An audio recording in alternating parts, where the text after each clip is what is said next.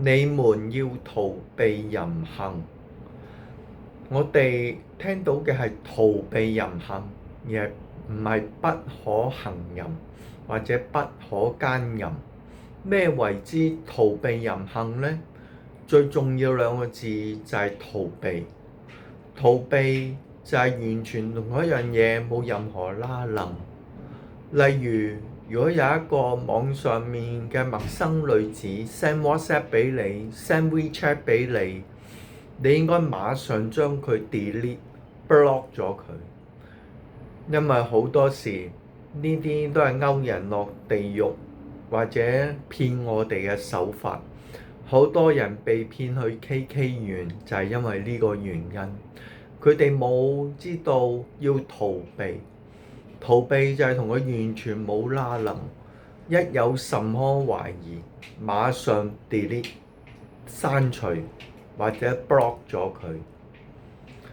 又講到有一個個案，有一個明星嘅阿媽，明明知道打嚟嗰個係一啲唔好嘅人，但係佢諗住同佢玩下佢，結果繼續同佢傾偈之後，竟然越傾越驚，越傾越驚，最後俾人呃咗千幾2000萬。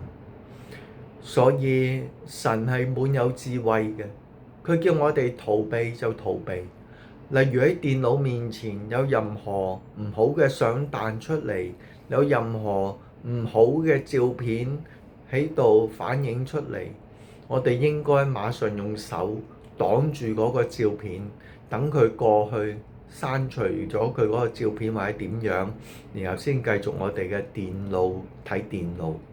或者更好嘅方法，以前我仍然俾色慾嘅勾住嘅時候，我會播聖詩，一路睇電腦一路播聖詩，逃避淫行。